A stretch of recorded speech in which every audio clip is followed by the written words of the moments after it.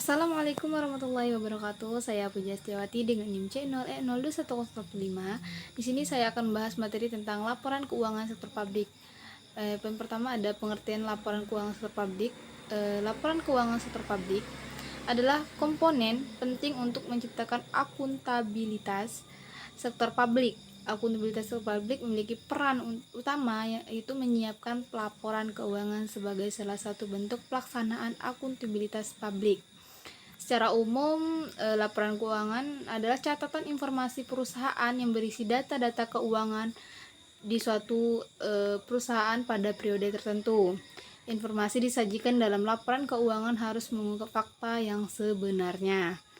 Menurut Jamaan tahun 2008, perusahaan harus memenuhi karakteristik kualitatif informasi akuntansi. Dalam informasi akuntansi dibuat harus relevan, objektif, dan reliability. Yang kedua, ada tujuan dan fungsi dari laporan keuangan sektor publik. Yang pertama ada pun tujuan.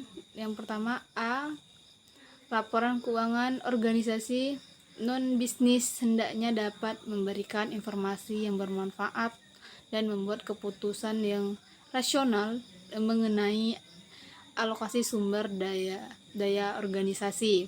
Yang kedua, memberikan informasi yang membantu dalam menilai pelayanan yang diberikan oleh organisasi non bisnis serta kemampuannya untuk melanjutkan memberi pelayanan tersebut. Yang ketiga, memberikan informasi mengenai sumber daya ekonomi, kewajiban, kekayaan bersih, pengaruh dan transaksi, peristiwa dan kejadian ekonomi yang mengubah sumber daya dan kepentingan sumber daya.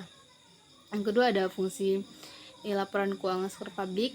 Yang pertama ada kepatuhan dan pengelolaan. Yang kedua akuntabilitas dan pelaporan. Yang ketiga perencanaan dan informasi otorisasi.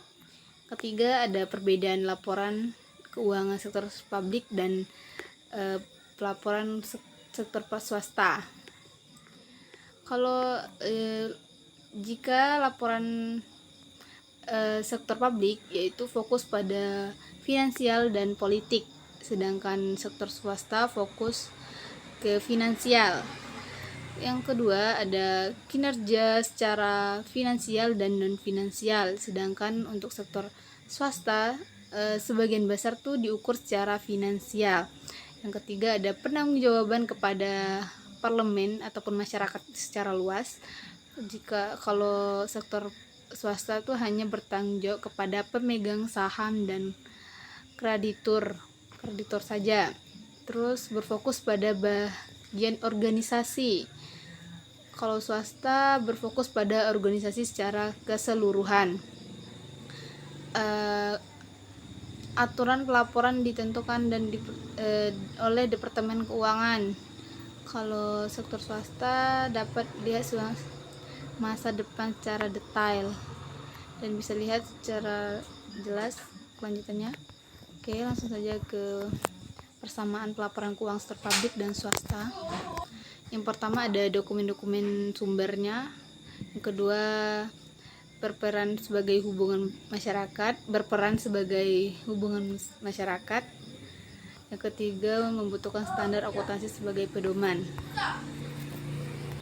4. Ada sistem dan siklus pelaporan keuangan sektor publik. Adapun sistem dari pelaporan keuangan sektor publik terdiri dari dasar yaitu kas, dasar akrual, dan akuntansi dana.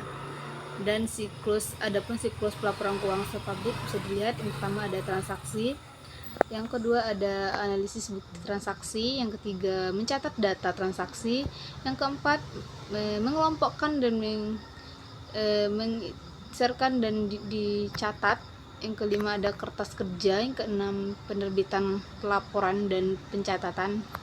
Itulah siklus dalam pelaporan keuangan sektor publik. Yang kelima ada teknik pelaporan keuangan sektor publik, yaitu ada yang pertama tahap-tahapannya, yaitu tahap yang pertama adalah tahap pencatatan, yang kedua tahap pengiktisaran, yang ketiga ada tahap pelaporan. Baiklah, itulah yang dapat saya sampaikan. Mohon maaf jika ada salah kata. Saya akhiri. Wassalamualaikum warahmatullahi wabarakatuh.